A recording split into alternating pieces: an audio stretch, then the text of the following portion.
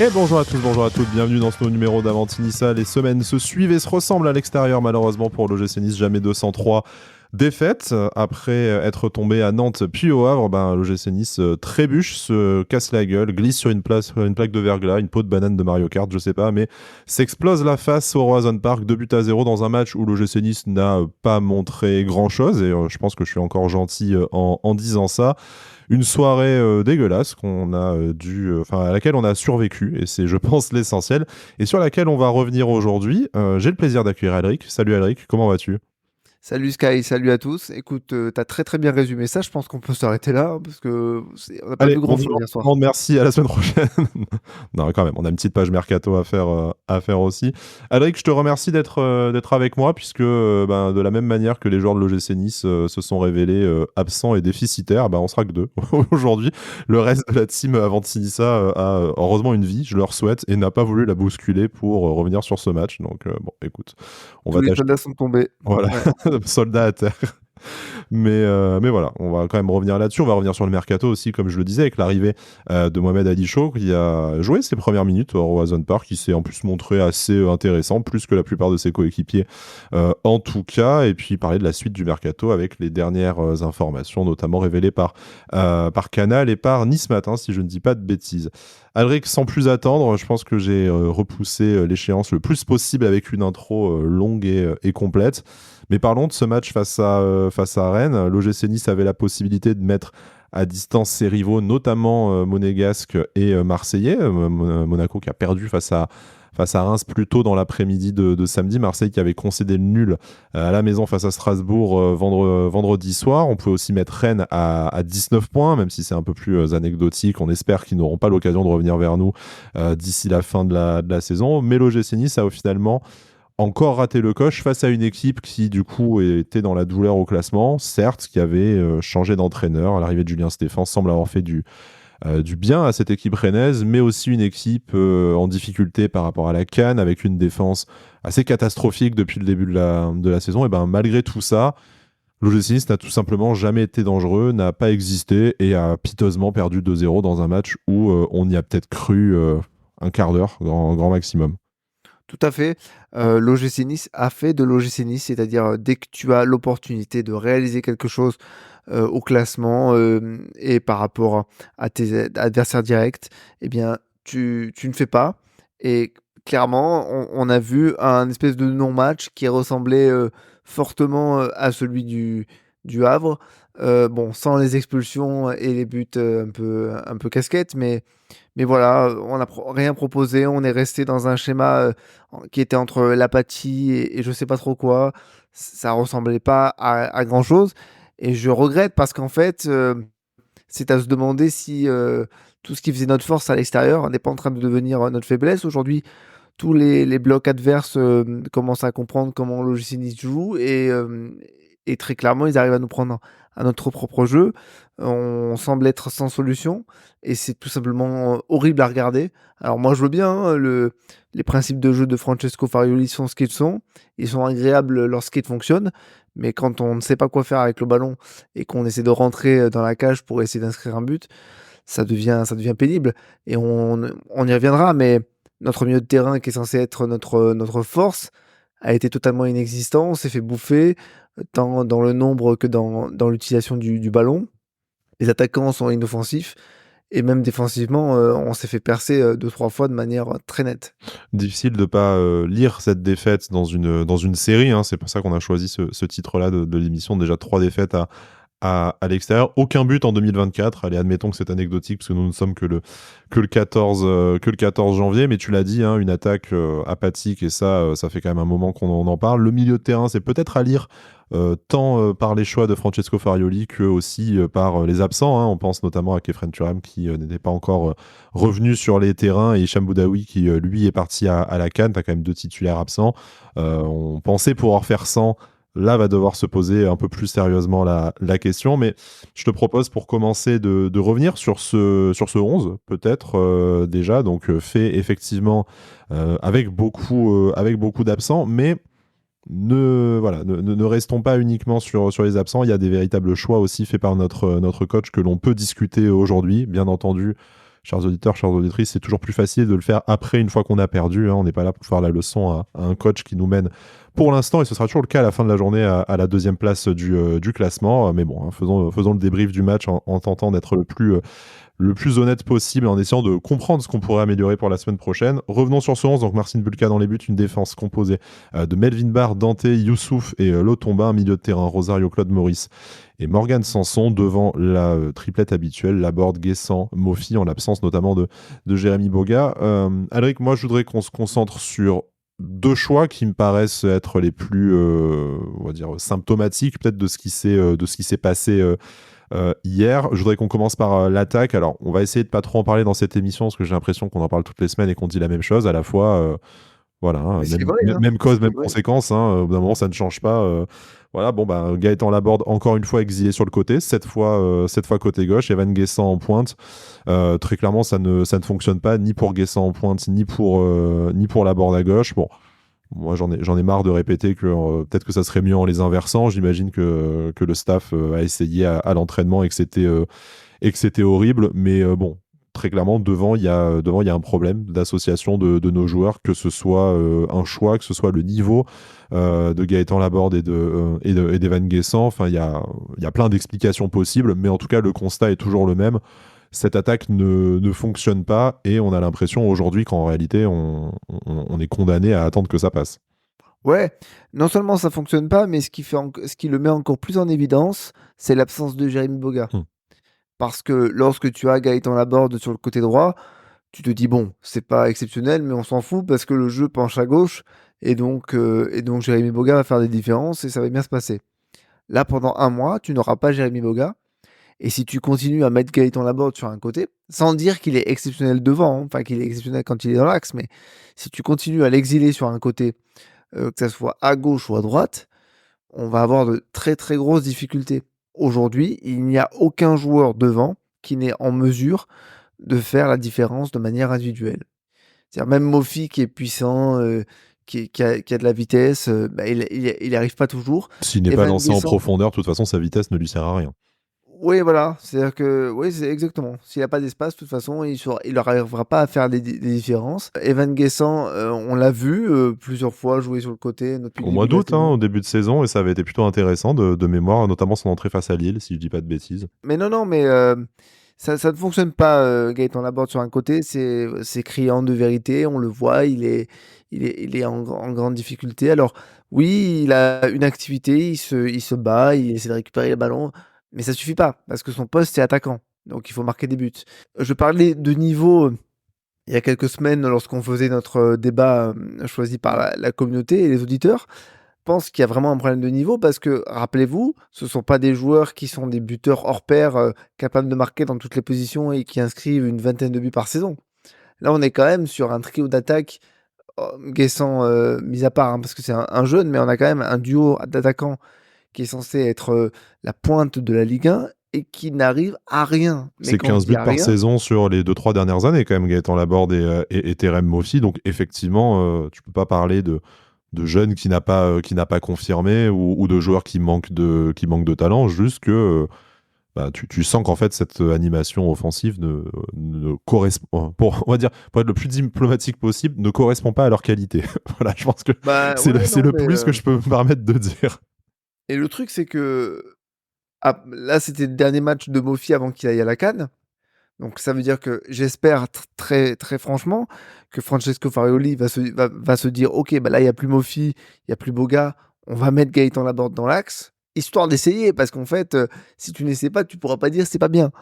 Parce que là, je me demande vraiment ce qu'on va faire lors des prochains matchs.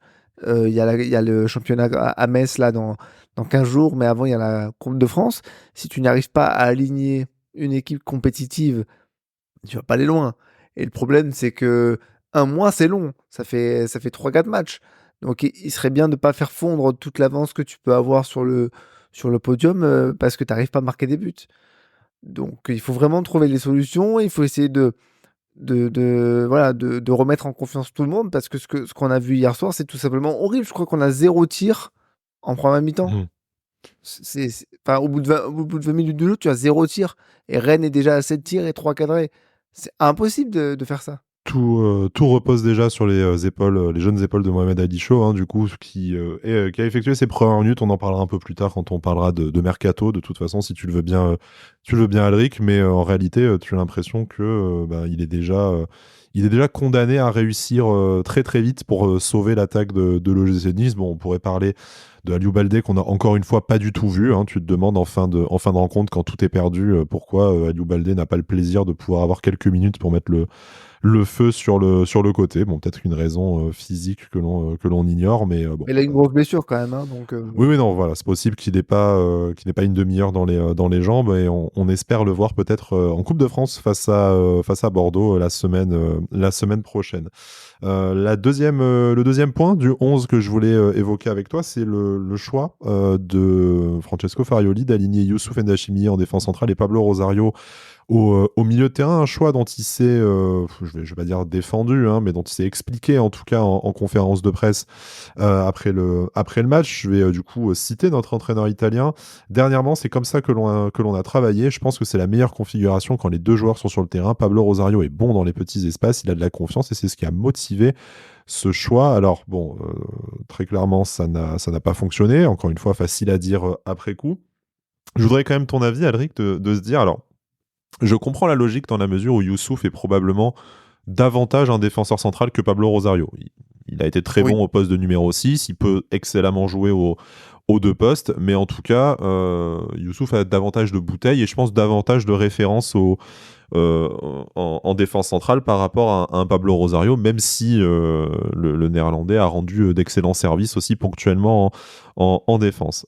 Par contre, quand tu vois qui tu alignes, ça semble extrêmement visé d'un coup.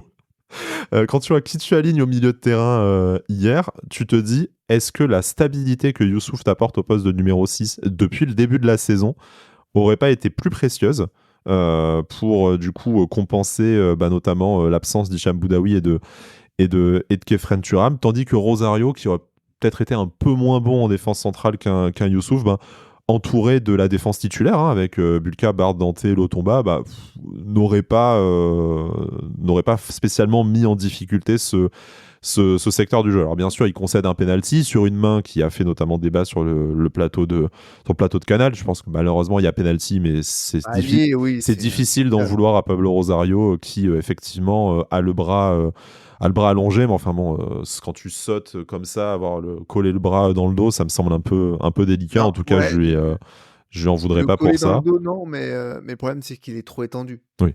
Bon, enfin, c'est délicat comme action, et je le blâmerai pas pour ça pour une fois. Mais pour en revenir, du coup, au placement de Youssouf et de Pablo Rosario, encore une fois, facile à dire après. Nous, on n'a pas été toute la semaine à l'entraînement avec avec les joueurs et le staff, mais moi, j'ai une petite interrogation, et ça nous mènera à notre débat sur le niveau du milieu de terrain hier, sur le bien fondé de ne pas te mettre l'assurance tout risque Youssouf quand tu sais que ton entrejeu est décimé.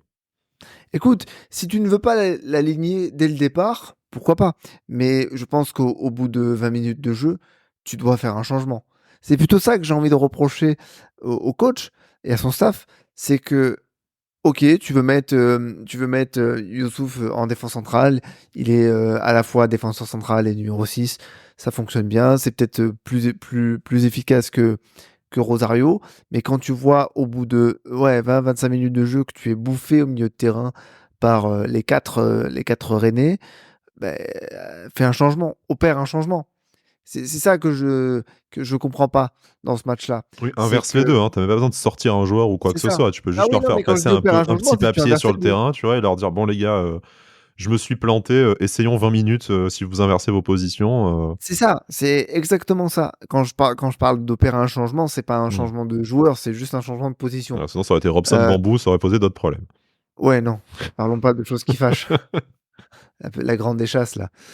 Hem, non, voilà, il faut vraiment il aurait fallu faire ça, je pense, à un moment donné parce que, Pablo Rosario qui fait quand même un très bon retour depuis quelques matchs, a été totalement dépassé. Ça me permet d'embrayer sur le niveau du milieu de terrain, hein, tranquillement. Morgan Sanson qui est, auteur d'habitude d'une très, très grosse activité au milieu de terrain, bah, a été, tout simplement, mangé, inexistant. Et puis, Alexis Claude Maurice, en fait, j'ai compris pourquoi ce n'était qu'un remplaçant. Il a pas fait grand-chose hier et puis, encore une fois, il a ce problème que j'ai dit, la dernière fois, il ne fait pas de passes. Il perd trop vite le ballon. Alors, il a un mouvement qui fonctionne à chaque fois, c'est que quand il a le ballon dos au but, il arrive à se retourner. Tchac tchac, OK, cool. il se retourne entre deux joueurs, il est face au but et à ce moment-là, alerte, c'est la panique. C'est ça. Qu'est-ce que je fais du ballon? Et en général, soit il le perd parce que son temps de réaction permet à son vis-à-vis de revenir sur lui, soit il fait une passe en arrière ou il foire une passe Mais alors, qui tu as ressemble à soulevé un truc rien. Donc, intéressant, c'est le temps de réaction de nos joueurs. Parce que c'est pas que lui, hein. Mais le temps de réaction pour voir où est ton coéquipier, qu'est-ce que tu dois faire? Mon Dieu, mais ils sont footballeurs professionnels ou ils viennent de découvrir le ballon hier? alors, je me permets de te couper parce que j'ai encore une fois l'interview d'après-match de Francesco Farioli sous les yeux et du coup, enfin, c'est pas à cette question-là qu'il répond, mais il y apporte un constat implacable similaire au tien. Adrien, quand on lui posait la question, est-ce qu'il ne faudrait pas introduire d'autres idées de jeu de temps en temps pour arriver à renverser les situations? Je veux dire, la vache. Moi, ça m'aurait pas plu comme question. C'est genre, coach, est-ce que des fois vous avez des idées ou pas? Mais bon, Est-ce que vous pouvez faire votre travail, s'il vous plaît, je aussi? l'aurais mal pris quand même, mais voilà, la réponse de Francesco Varioli notamment, c'est ce qui a manqué ce soir, c'est de bien faire les choses. Quand on a 60% de possession à l'extérieur et qu'on fait tourner le ballon trop lentement, qu'on loupe des contrôles et qu'on fait des mauvais choix, on donne à l'adversaire un avantage beaucoup trop grand. Ce soir, il nous a manqué de la Ouais, propreté ouais, ouais. technique et de la vivacité. En seconde Merci période, avec les Gatelovic entrées de aussi, Reda hein, mais Belayan et Tom Louchet, on a gagné en vivacité, blablabla. Bon, ça, on en reparlera aussi dans la suite de notre émission. Mais bon, effectivement, tu as l'impression que toute décision est au final, mais d'une lenteur et d'une difficulté. Tu as l'impression que chaque passe est un accouchement, en fait. alors, je m'y serais pas risqué, mais le ballon pèse lourd, quoi. Oui. C'est-à-dire qu'ils ils savent pas quoi en faire. Ils sont là, handball, allez, on va essayer de fixer le bloc. Alors, je remets pas en cause le variolisme, parce que c'est quelque chose qui enfin, c'est une idée très claire, un fonctionnement particulier, bien huilé. Le problème, et c'est ce que je remets en cause par contre, c'est que ça fait quand même quelques matchs que les blocs adverses ont compris comment il fallait jouer ou ne pas jouer d'ailleurs face à l'OGC Nice. Ce qui serait bien, c'est de développer des situations, des plans B, des plans C. Parce que quand tu vois que tu essaies d'attirer un bloc qui ne bouge pas de son milieu de terrain, qui va constamment au pressing pour essayer de te mettre en difficulté. Alors toi, tu essaies de t'en sortir par un enchaînement de passes, en arrière, mais que tu trouves pas de solution, donc tu commences à faire des longs ballons. C'est Mais vraiment Alric, le fariolisme, si depuis 6 mois, si tant est qu'on en ait compris quelque chose, et j'espère hein, qu'après m'être farci tous ces matchs, et notamment celui face à Rennes, j'ai compris vaguement les principes. On est d'accord que c'est aussi aspirer le bloc mais adverse, c'est ça. l'attendre, faire des redoublements de passes jusqu'à ce qu'il y ait une faille qui se crée et qu'un de tes joueurs, préférablement un de tes joueurs offensifs, puisse en profiter. Moi, le Oui, problème que j'ai sauf aujourd'hui, que c'est que faire tourner le ballon, ça nécessite quand même une certaine qualité technique et un certain dynamisme en tout cas, parce que si tu le fais circuler en ayant fait 3 contrôles avant, c'est sûr qu'en fait tu risques pas de déstabiliser ton bloc adverse. Et aussi que tes joueurs devant arrivent à déstabiliser leur vis-à-vis et à créer des brèches dans le bloc. Le problème, c'est que hier, au milieu de terrain, tu n'as pas eu la qualité technique suffisante pour faire tourner le ballon suffisamment vite. vite, même si c'était pas nécessairement de l'avant, mais suffisamment vite pour essayer justement d'aspirer et de créer des brèches.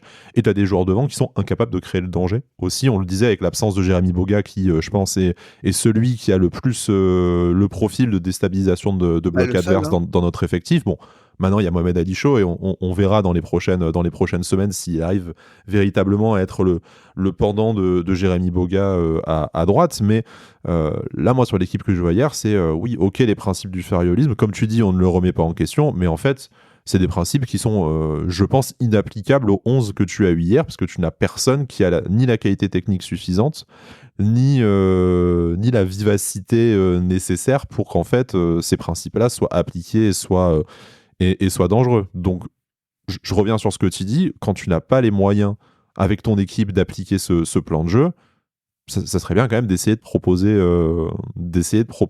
autre chose, parce qu'en fait, si tu n'as pas un milieu avec allez, je vais encore les citer, et c'est pas parce que c'est spécialement mes chouchous de ces dernières saisons, hein, mais quand tu as un milieu sans Hicham Boudaoui et Kefren Turam, bah, c'est sûr que techniquement, t'y perds un peu quelque chose quand même. Voilà, au-delà de ce qu'on pourrait attendre de mieux de leur part, mais tu sais que techniquement, au niveau de la qualité de passe et des redoublements de passe, c'est pas la même chose qu'avec Rosario et Claude Maurice, hein, sans leur faire injure non plus, quoique Claude Maurice, je pourrais me le permettre. Et devant, quand tu as une attaque apathique qui ne fonctionne pas et qui depuis 6 mois dépend quasiment uniquement de la forme de Jérémy Boga, bah ouais, c'est cool de te faire des passes, mais en fait, tu sais que personne ne va être capable de les faire suffisamment longtemps sans perdre le ballon, et que devant, personne ne sera capable de les exploiter. Moi, il y a une séquence qui m'a énervé. D'ailleurs, pour la petite anecdote, j'avais mon chat sur les genoux et quand je me suis énervé, il a volé. Ah ouais, c'est la petite blague. Mais parce qu'en fait, à un moment donné, j'ai vu, en première mi-temps, Alexis Claude Maurice à côté de Dante. J'ai dit: «Mais qu'est-ce qu'il fout là?» Ah non, Il est tu censé pensais être à de mettre Claude Maurice en défense centrale et Youssouf au milieu, ça serait peut-être mieux, ah non, mais mieux c'est passé. oh, il se faisait tourner le ballon et j'ai vu Alexis Claude Maurice à côté de Dante. J'ai dit: «Mais qu'est-ce qu'il fout là? Qu'est-ce que tu fous là, garçon?» Et ça, en fait, c'est l'illustration du problème. C'est on se fait trop de passes, mais trop de passes qui ne servent à rien. Et même Francesco Farioli l'a dit hier, donc il reconnaît qu'il y a un problème. Mais j'ai pas l'impression qu'il ait la solution. Alors, j'avoue que ce qu'il avait tenté contre Auxerre, c'était intéressant parce que ça mettait les latéraux en position plus offensive. Je dis pas que c'est ce qu'il fallait faire contre Rennes parce que c'est un autre bloc. Mm. Mais j'aimerais bien voir, puisqu'il en est capable, Francesco Farioli va peut-être changer certaines choses avec toutes les absences qu'il y a. Parce qu'aujourd'hui, comme tu le disais, et en fait, je pense que ça résume bien le problème, avec les absences que tu as, à la CAN ou suspendues, etc., tu ne peux pas appliquer les mêmes principes de jeu. C'est ce que disait Lucien Favre lorsqu'il était chez nous, et notamment lors de son premier passage. Il disait, on doit être capable de travailler 2 ou 3 systèmes différents pour parer à différentes éventualités avant et pendant les matchs, pardon. Et là, encore une fois, on a voulu faire ce qu'on sait faire, mais sans avoir les joueurs capables de faire les différences. Et très clairement, il y avait une autre action qui m'a gonflé en première mi-temps, c'est que quand tu n'arrives pas à percer en aspirant le bloc adverse, hop, long ballon de Dante. Donc Dante sait faire de très bonnes transversales, mais dès que ça arrive dans les pattes de Gaëtan Laborde, ah bah c'est sûr, c'est pas Jérémy Boga ou Mohamed Aïcho, hein. Mm. Donc il perd le ballon bêtement, il glisse parce qu'il n'a pas les bons crampons. Ça, c'est des choses, ça me rend fou. Alors oui, moi je suis tranquille sur mon fauteuil dans mon salon à râler avec une boisson dans la main, mais n'empêche, ce que je vois, c'est tout simplement horrible. Donc, puisque tu n'as pas les individualités capables de faire la différence, eh bien, essaie de créer un autre système, de mettre en place quelque chose d'autre pour que collectivement ça fonctionne. Pour terminer sur Alexis Claude Maurice, bon, voilà, est-ce qu'on termine, est-ce qu'on cancel Alexis Claude Maurice, on le rappelle, en fin de contrat au mois de juin avec l'OGC Nice, sauf mauvaise surprise et prolongation non communiquée, mais bon, ce serait quand même surprenant.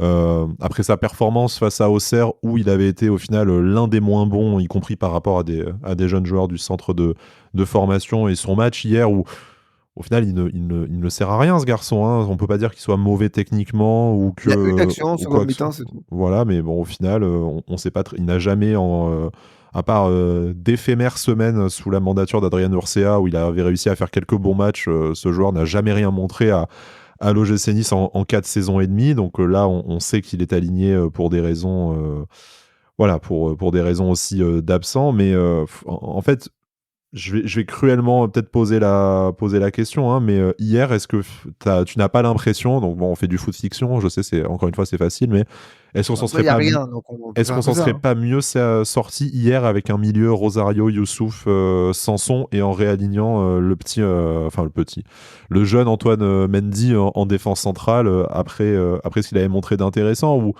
en alignant un Tom Louchet qui peut jouer partout au final, mais j'ai l'impression qu'avec n'importe lequel des jeunes, moi j'ai pas cité Reda Belayan aussi, Bah, après, qui est rentré justement à sa place à l'heure de jeu, mais en fait j'ai l'impression que tu avais avec ces jeunes-là qui ont fait un bon match face à Auxerre, donc qui n'ont pas forcément poste pour poste le profil de Alexis Claude Maurice, mais avec qui tu aurais pu bricoler un 11 sans Claude Maurice, et qui aurait peut-être pas été moins cohérent et qui aurait peut-être été plus performant. Ou en tout cas, qui nous aurait permis de ne pas voir Alexis Claude Maurice sur le terrain.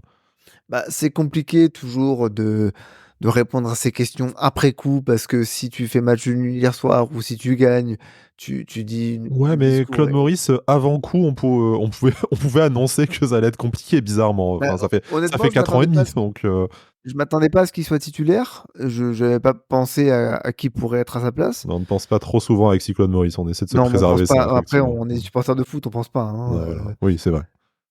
Donnez-moi une bière, mais j'ai pas besoin de penser là, ça va vite, allez. voilà, je pense donc je suis, mais là je suis pas, tu vois? Non.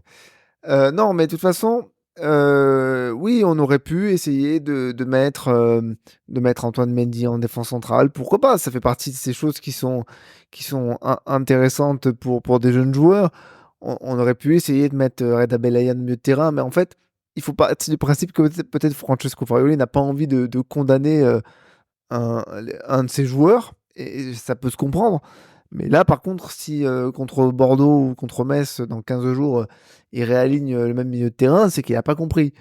Donc, oui, effectivement, ce qui est regrettable, c'est que pour un joueur que tu as malheureusement, j'aime pas, hein, discuter de ça sous ce prisme-là, mais pour un joueur que tu as surpayé, 14 ou 15 millions d'euros, il y a 4 ans et demi, ça commence à être compliqué parce que quand il arrive à l'OGC Nice avec ses clubs Maurice, c'est un jeune du centre de formation de Lorient qui a fait une très bonne saison en Ligue 2 et qui est sur une pente ascendante.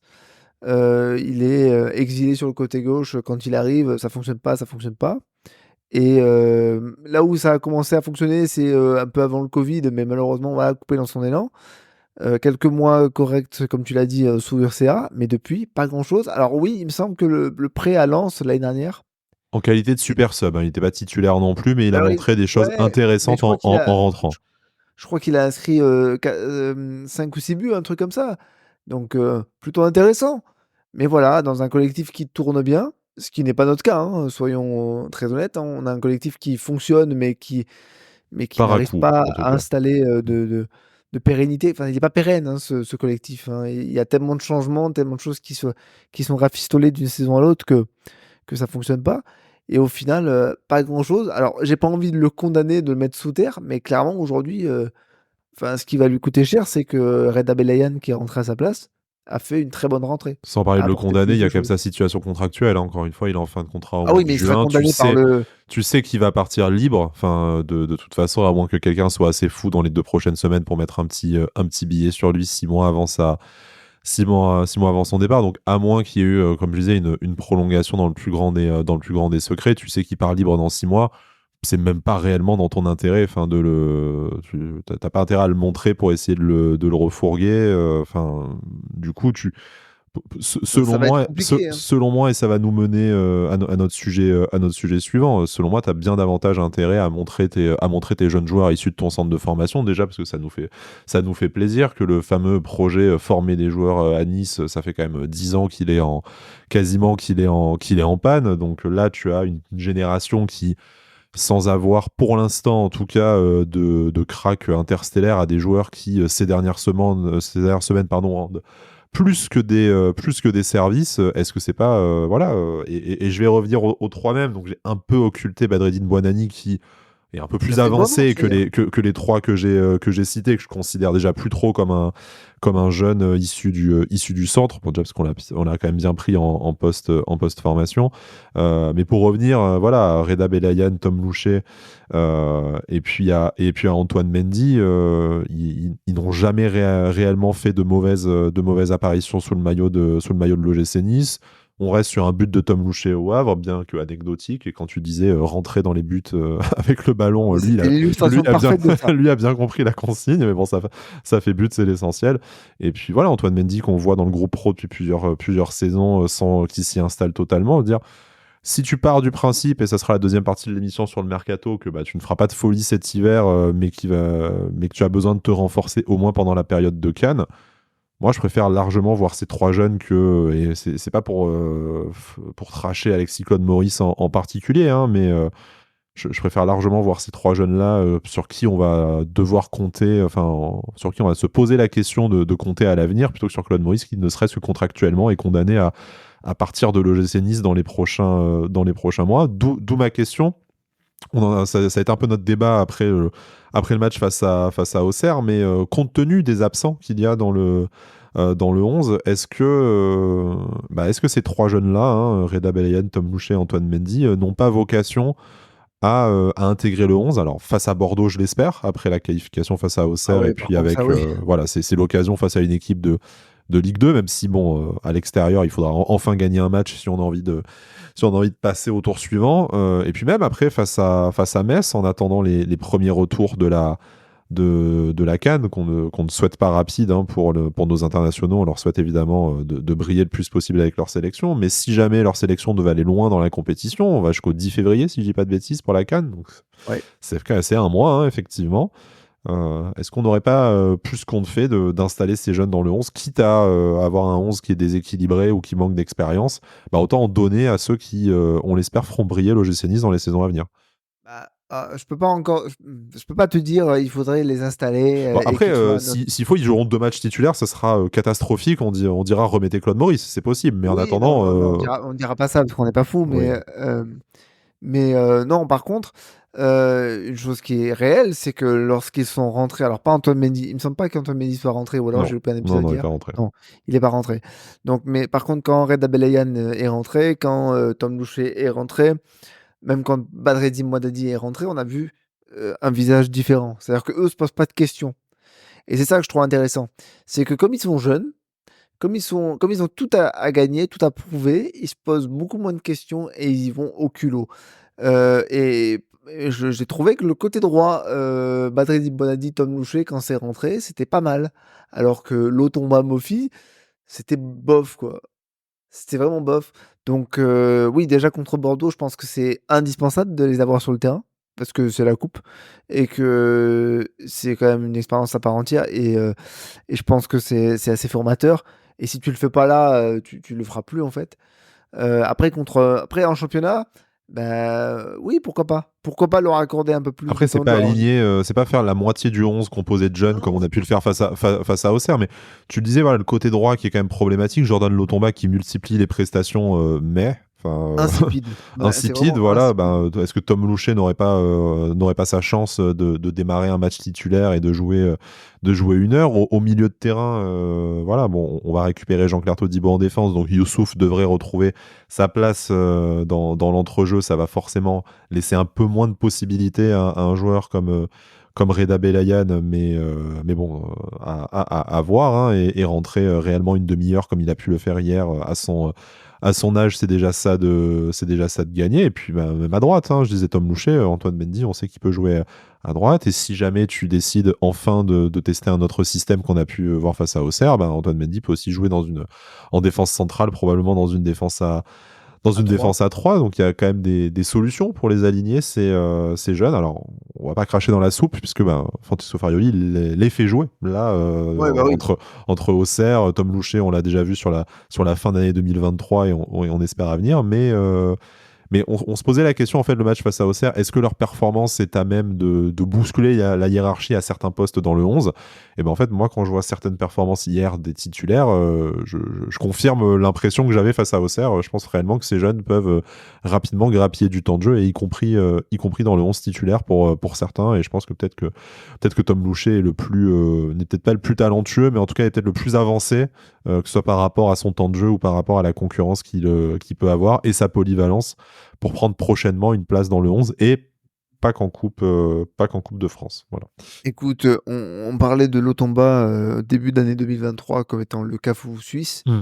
Ce qu'il était, vraiment, hein. Ce qu'il était, Non, on c'était n'est même pas sur le assez Kafumba incroyable. suisse, hein, malheureusement. Voilà, là, c'est plutôt Kafumba, du coup, c'est pas Ouais. pareil. Et encore Kafumba, quand il ratait un centre, ça finissait lucarne opposée à Saint-Etienne, hein, tandis que C'est ça. Lotomba. Bon, il l'a fait une fois, hein, Oui, non, mais mais voilà. on s'en On s'en souvient. Il souvient l'a tous. tenté, donc mais par contre, là, je crois que la plus grosse occasion de ce match, serait même tenté de dire, c'est ce centre de Tom Boucher sur la tête de Evan Guessant, Hmm. qui passe, quasiment, sur la barre transversale, quasiment. Ce qui me fait dire, Tom Louchet s'est centré, Tom Louché sait faire des différences sur son côté. OK, ben, installons progressivement Tom Louché. Parce que lui, il va vouloir tout montrer. Le Jordan Lotomba, je pense que il est, je suis pas dans sa tête, je discute pas avec lui, c'est certainement un super gars, mais je pense qu'il est plus concerné à fond. Parce que c'est pas possible de perdre autant de ballons, d'être d'être aussi apathique sur le terrain, de faire trop peu de différence. Enfin, je veux dire, il y a 6 mois, il savait les faire, aujourd'hui, il sait plus les faire. Qu'est-ce qui s'est Et passé? on a l'impression avec Jordan Lotomba qu'on a depuis 4 ans, hein, il me semble maintenant, toujours le même débat. En fait, on a l'impression qu'il n'a jamais réellement su s'installer comme étant le latéral droit titulaire de l'OGC Nice. Il a été souvent par défaut à cause des absences pour différentes raisons de Youssef Youssef Attal. Attal. Il a fait d'excellents matchs. Hein. Voilà, on parlait du Cafou suisse début 2023. C'était un des meilleurs joueurs, si ce n'est le meilleur de l'effectif. Donc voilà, ne réécrivons pas l'histoire en disant que ça a toujours été nul. Ça a Ah non, rarement non, non, été, non, en non. réalité, ça a même rarement été nul. Hein. Ça a souvent C'est le été joueur 6 sur 10, quoi. voilà, ça a souvent été du 5-6 sur 10, trop rarement du 7 ou du 8, à part l'épisode précédemment cité. Et en fait, je crois qu'on l'a encore lu dans la presse cette semaine, que lui, cette situation ne lui convient pas, qu'il aimerait être assuré d'être le numéro 1 dans la hiérarchie. Après, qu'est-ce qu'on lui a communiqué par rapport au retour de Cannes aussi de Youssef Attal, hein. C'est possible qu'il le prenne légitimement mal si on lui a expliqué que Attal retrouverait sa place de titulaire à son retour. Bon, ça soulèvera également d'autres débats, nous n'y sommes pas encore, mais voilà, là, tu vas dans la presse qu'en fait, il n'est pas content de sa situation à l'OGC Nice. En fait, tu as l'impression que nous, on est content sans plus de lui, lui est content sans plus donc, De est-ce que ce qu'il fait. c'est pour ça que ça donne pas une situation qui est globalement une situation 5 sur 10, de dire, bah, lui a l'impression qu'à Nice, il sera jamais considéré en tant que tel. Nous, on a l'impression qu'en fait, il aura jamais totalement le talent et la disponibilité pour nous faire 34 matchs au plus haut niveau. Donc, est-ce qu'on n'assiste pas aussi lentement mais sûrement à à la fin d'une relation sans haine ni violence, mais quelque chose qui est en train de se terminer de lui-même parce que bah, en fait, ça ne convient réellement à personne. Oui, mais de toute façon, même si c'est un joueur que j'apprécie globalement, faut jamais trouvé que c'était un joueur scandaleux par rapport à tout ce que j'ai pu lire et entendre. Mais par contre, hem, un truc qui est réel, c'est un fait, c'est presque incontestable. À part les 6 premiers mois, de 2023, il n'a jamais été en mesure de remettre en cause la hiérarchie Mm. sur ce poste. C'est-à-dire que Youssef Attal est absent Ouais, parce il qu'il a est 10 matchs blessé, de par parce saison, mais que c'est quand même toujours lui le titulaire dans la tête de tout le c'est monde, hein. ça, parce que Youssef Attal, quand il est à son plein niveau, physique, psychologique et cetera, on va pas refaire l'histoire, il est incroyable. Il est incroyable et pourtant c'est un joueur que je veux plus voir chez Mm. nous depuis longtemps déjà parce que trop de blessures, parce que trop d'absences, il est pas fiable, mais par contre quand il est sur le terrain à 100, ce qui est pas souvent le cas, il est quand même au-dessus de Jordan Lotomba. Donc pour un joueur qui en a peut-être marre de sa situation, il a jamais pris les choses en main pour dire: «Je suis incontestable». Donc il ne peut s'en vouloir qu'à lui-même de cette situation, qui est anxiogène, en fait. Ouais, je pense qu'effectivement, ça ne convient à personne. Et peut-être que lui se dit que vu qu'il va partir cet été, sans s'aborder les efforts de l'équipe, il a peut-être plus la même motivation. Et du coup, à voir avec un Tom Loucher qui, lui, a la motivation de s'installer dans le monde pro. Et en plus, ça, qui sait centrer, hein. Donc, tant qu'à faire, Ouais, parce que si on peut franchement, avoir un joueur dans l'effectif qui sait faire un centre, quand ça serait, la galette ça qu'il serait fait bien. à Evan Guessant hier, j'aurais bien vu au fond, celle-là. Je te propose, si ça te convient, de finir sur le débrief du match. On va passer dans notre brève, je pense, deuxième partie d'émission sur le mercato. Quoique bref, on a quand même eu un nouveau joueur, même si on a déjà parlé de Mohamed Adicho. On va quand même, pour terminer totalement le débrief du match face à Rennes, on le rappelle, hein, piteuse défaite 2-0 dans lequel le gym n'a pas existé. Il y a quand même un joueur dont on peut dire du bien semaine après semaine et on va pas se priver de le dire parce que bah, on râle beaucoup, mais on essaye par honnêteté intellectuelle, même si des fois on se loupe, on va pas se mentir, de dire aussi quand les choses se passent bien. Bah, encore un super Marcin Bulka hier, hein, qui n'arrête pas le penalty, mais qui plonge encore une fois du bon côté. Et je pense que voilà, Bourigeaud, fin technicien, l'a placé à un endroit où même Marcin Bulka ne pouvait pas on peut pas décemment attendre de Marcin Bulka qu'il aille la chercher. Il tient le GC Nice vivant en début de match avec 3 arrêts de grande classe, hein, tout simplement. On est ravis de la saison de Marcin Bulka. Ça fait maintenant 6 mois qu'il est titulaire dans les buts de l'OGC Nice. Et en fait, je pense on ne l'a jamais pensé, certes, mais on n'est pas là sur un épisode ou sur un joueur qui connaît la forme de sa vie. En fait, on a juste un crack au cage. On est très content de l'avoir. Ça a mis trop de temps, malheureusement, à être le titulaire dans les buts. Il en a peut-être tiré aussi une certaine force mentale et une volonté de travail. On ne va pas, on va pas faire de rétrofiction non plus. Mais aujourd'hui, on sait qu'on a l'assurance tout risque avec Marcin Bulka au cage et je commence à me dire, j'espère qu'on va pouvoir le garder. J'espère qu'on va pouvoir le garder cet été et notamment pour l'année prochaine si on doit jouer une Coupe d'Europe. Bien sûr, ça, pour répondre tout de suite à la question, bien sûr j'espère aussi qu'on va pouvoir le garder. Ce qui est fantastique avec Marcin Bulka, c'est que, malgré peut-être certains épisodes d'agacement, notamment par rapport à son ex-concurrent, Kasper Schmeichel, il a su prendre son mal en patience. Il a accepté d'être patient. Il a accepté la difficulté. Aujourd'hui, il rend, les choses, très agréables pour lui et pour nous parce que au final, même s'il encaisse 2 buts hier, un peu abandonné par sa défense par moment, il fait quand même un super match. Avec un autre gardien, c'est 5 aussi bien quand même. On Ouais, en contre prend. Rennes, c'est typiquement le type de match où l'OGC Nice, dans les années antérieures que les moins de 20 ans peuvent pas connaître, où tu prends 4 ou Ouais. 5-0, j'en ai pas mal d'exemples comme ça. Mais il fait un super match, je crois qu'il fait, 4 ou 5 arrêts de mémoire. Donc non, non, très bien et puis surtout, c'est la mentalité que j'aime bien parce qu'à un moment donné, il y a quand même un truc qui m'a agacé dans ce match et alors c'est pas du tout une excuse, hein, mais j'ai envie de me défouler un peu. Les pleureuses de Rennes. C'est ça, Ouais. à un moment donné, je me suis demandé si on faisait piscine ou football parce que c'est trop simple de plonger dans la surface et quand il est allé voir, Baptiste Santamaria qui, au demeurant, est quand même un super joueur, Oui. pour le relever en lui disant: «Mais c'est bon, arrête de nous faire chier», je me suis dit: «OK, j'aime bien ça, je sais que le match va être pourri, mais ça j'aime bien» Mm. et voilà, je pense qu'il apporte aussi ce supplément de d'âme et ce supplément de caractère qui nous manque parfois cruellement, donc non, non, bien sûr, après avoir un super gardien à l'OGC Nice, ça fait un peu partie de l'ADN du club. Bon, celui-ci n'est pas formé chez nous, mais on a quand même une belle histoire Non, mais c'est de vrai que de gardiens. sur les 20 dernières années, bon, encore plus si on remonte aux années 80, mais bon, là, nous n'étions pas de ce monde, donc on va peut-être pas. Voilà, on va pas Ne parler de ce qu'on parlons connaît pas pas. de ce qu'on ne connaît pas, mais c'est vrai que même depuis la remontée, on a quand même, y compris quand on avait des équipes pourries, on avait toujours des super gardiens. Bon, il y a eu des. Gregorini mis à part, hein. Voilà, non, mais il y a eu des exceptions. On peut parler de Raoul Fernandez aussi, hein, et puis il y a eu d'autres, mais on a quand même souvent pu compter sur un très bon gardien. Et pour un peu faire 30 secondes, promis, rester les plus jeunes, hein, mais on va faire les vieux cons encore 30 secondes de Oui, j'aime plus. bien ça, mais faisons ça. Marcin Bulka, c'est aussi pour notre génération qui avons aimé l'OGC Nice parce que c'était des guerriers plus que des bons joueurs de football. T'es content d'avoir en fait un mec qui a une mentalité comme ça et qui en plus techniquement est un super joueur, hein, voilà, ça n'empêche rien, mais je pense que pourquoi ça parle encore davantage aux supporters de l'OGC Nice qu'un simple très bon joueur, c'est qu'en plus de ça il colle vraiment à la mentalité du club, des supporters et de ce qui a fait qu'on a aimé ce club ces 20 dernières années, déjà un peu plus de 20 ans Ouais. d'ailleurs maintenant, 25 même facilement. Non, mais dis pas des choses comme ça. Plus que 25, bon, je vais m'arrêter de compter parce que ça commence à être douloureux. Mais voilà, bon, super Marcin Bulka, on l'adore, ça fait des années qu'on le réclamait titulaire, et ben ça y est, il l'est, et on s'en délecte à chaque rencontre.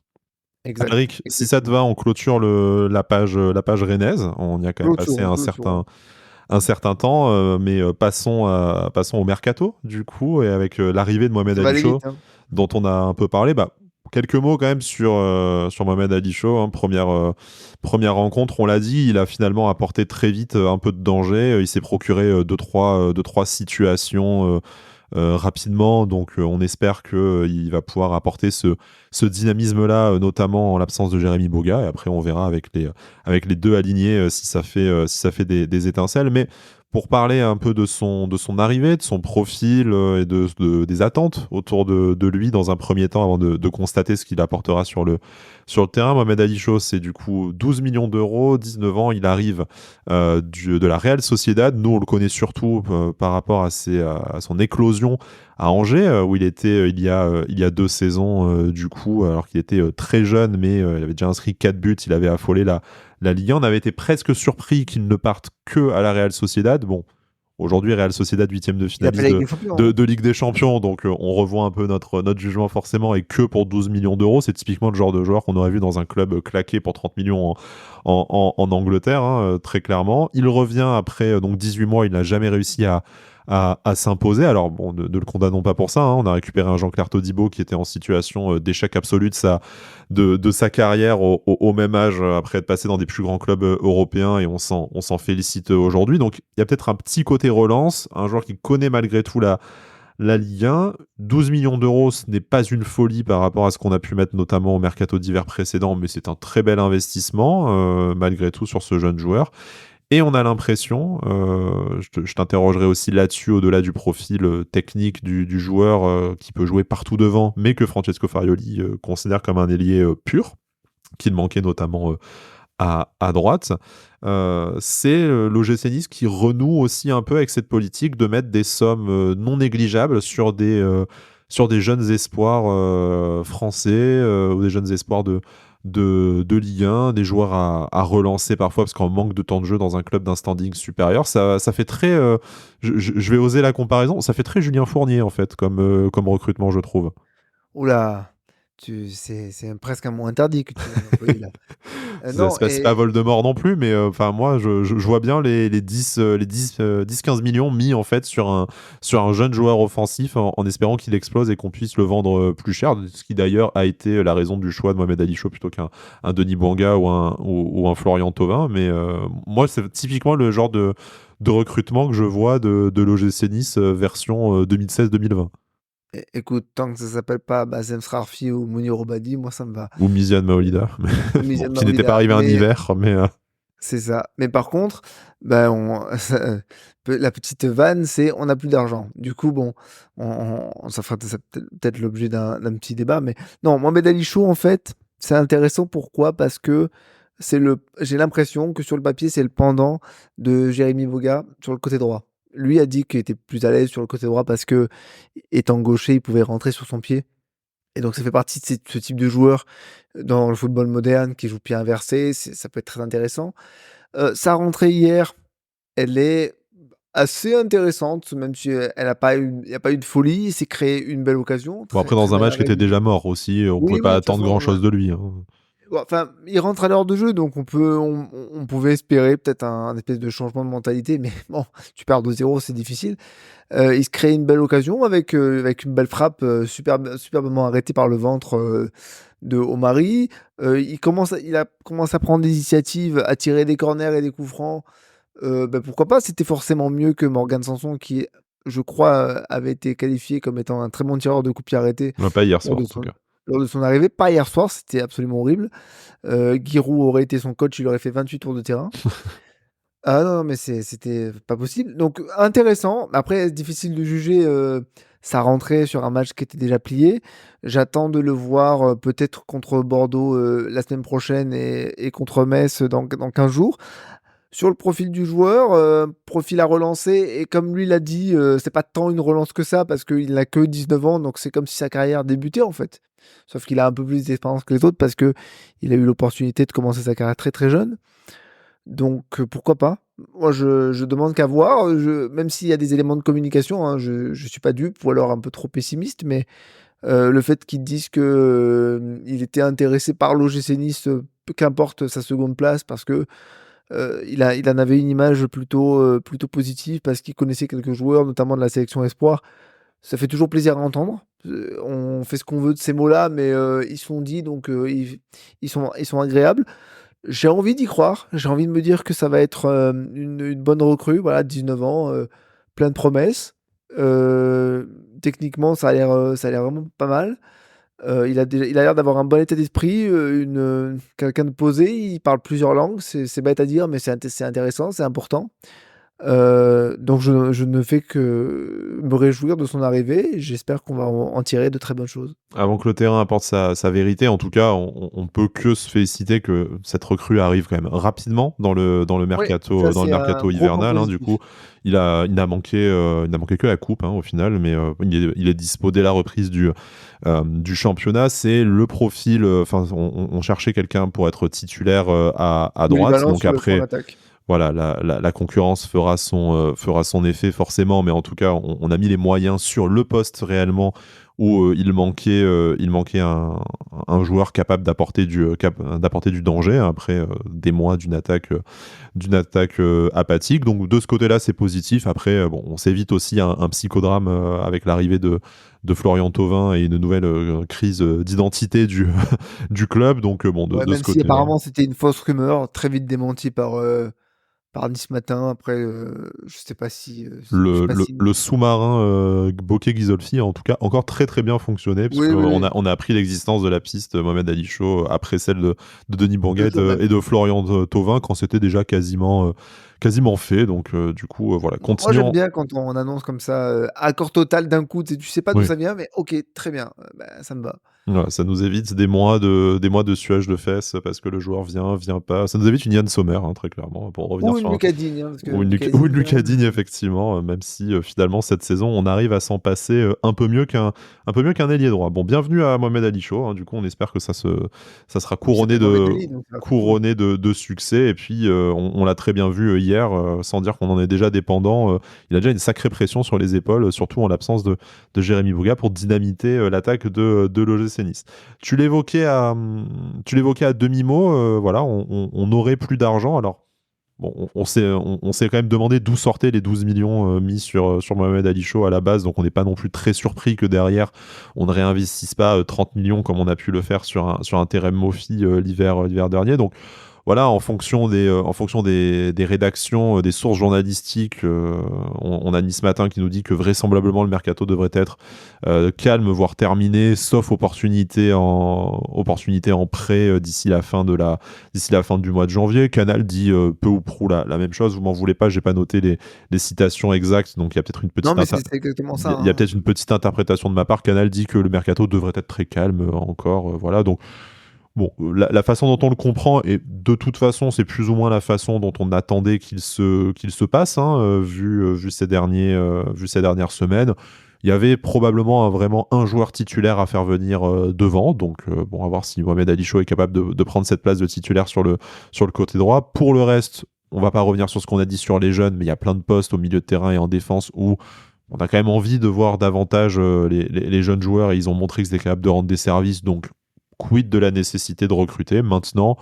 S'il y a une opportunité intéressante à faire en prêt, on sait que c'est l'Euro aussi, hein, cet été. Peut-être que certains joueurs certains internationaux en tout cas, voudront se relancer en vue de cette échéance-là avec leur sélection. Bon, à voir, mais je voudrais juste interroger globalement ton sentiment sur cette situation, fait que le mercato est peut-être clôturé, qu'il y a peut-être un prêt encore à aller tenter. Et si oui, toi, où est-ce que tu irais peut-être essayer de chercher un renfort, et plutôt quel profil de joueur, jeune, confirmé, remplaçant, voilà.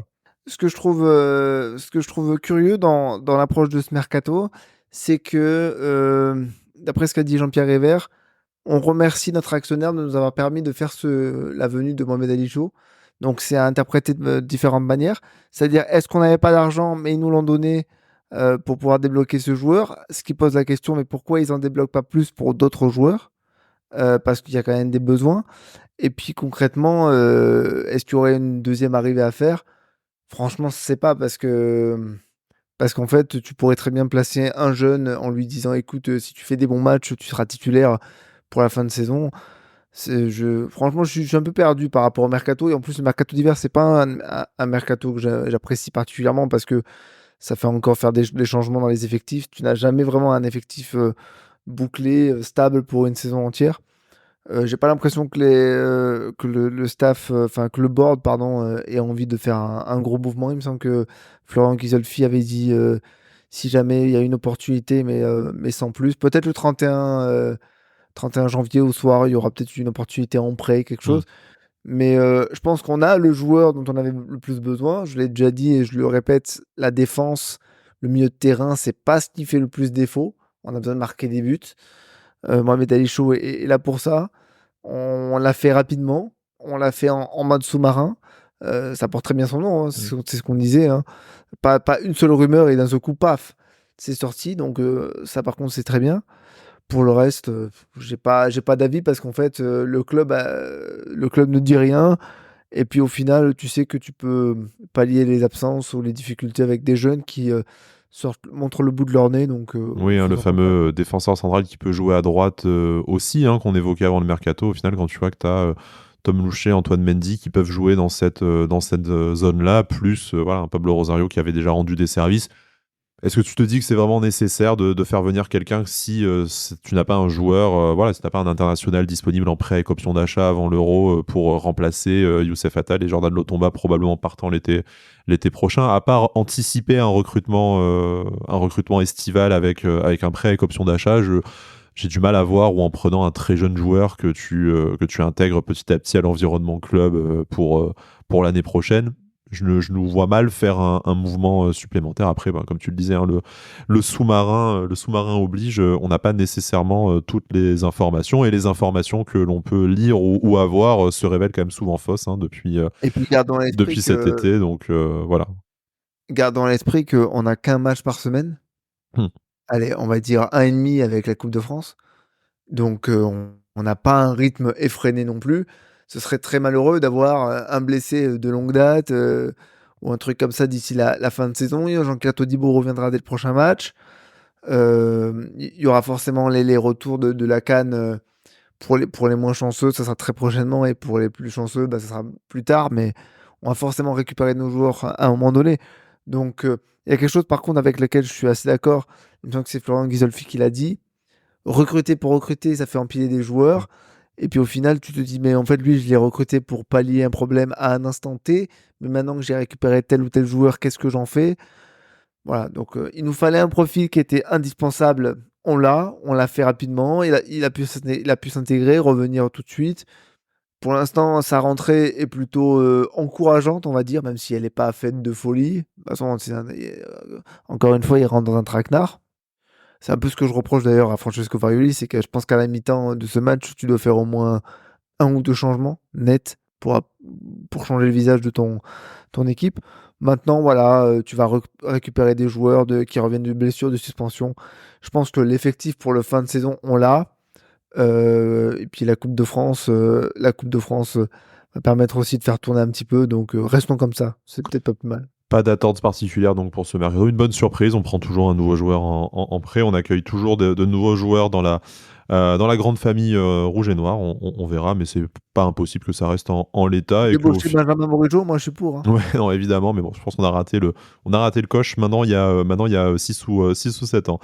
Ouais, Alric, merci de m'avoir tenu compagnie dans cette émission. Finalement, on a tenu notre format long habituel, même si on n'était je sais que, pas comment on que, fait à chaque que- fois, mais on le fait, hein. Voilà, on le fait à chaque fois, hein. Je pense qu'on doit dire beaucoup de conneries pour remplir, parce qu'en tout cas, voilà, vu ce qu'il y avait à dire sur sur ce match face à Rennes, c'était compliqué. J'en profite du coup de vous avoir, hein, sous la main, chers auditeurs, chères auditrices, pour vous dire que le prochain match, vous le savez forcément, c'est cette rencontre face à Bordeaux. On devrait faire notre débrief dans la foulée du match, donc samedi soir, disponible tard dans la soirée de samedi ou dimanche matin sur toutes les plateformes. On devrait être très bientôt de retour sur YouTube. Ça, c'est aussi la bonne petite nouvelle pour ceux qui nous écoutaient sur cette plateforme-là. J'ai beaucoup de rangements, de ménage, d'aménagement, de graphisme à faire pour la chaîne, donc je vous donne pas de date de sortie, de ressortie de cette chaîne, mais on y est. Et je pense qu'en tapant Avantinissa, vous devrez être capable de retrouver de toute façon les émissions avant que je vous invite à vous y abonner. On a également eu, et on n'a pas eu l'occasion d'en parler lors de notre dernière émission, le plaisir d'avoir sur notre compte X pas mal de messages de gens qui nous envoyaient leur capture d'écran comme quand on était leur podcast préféré de 2023 sur Spotify. On vous en remercie. On a découvert à cette occasion-là aussi toutes les notes, les avis qui ont pu être déposés sur cette plateforme en plus d'Apple Podcast. Et On est très content, très honoré de voir que vous plébiscitez notre travail. Donc bon, voilà, après on a tous des moments d'égarement et des avis catastrophiques, mais en tout cas, voilà, on a vu que vous appréciez passer ce moment avec nous chaque semaine et on en est très heureux, très fiers, très honorés. C'était l'occasion de vous passer ce petit message. Alric, on se retrouve rapidement, du coup, le week-end prochain. Antinissa Ouais. revient, on espère, pour fêter une victoire, ou en tout cas, à minima, une qualification, qu'on se fasse une belle petite épopée en Coupe de France. Et puis, de toute façon, voilà, tu joues une équipe de Ligue 2, la logique sportive doit s'appliquer. Très bonne journée à vous, très bonne semaine, à très bientôt, et d'ici là, Issa Nissa. Et Sanissa?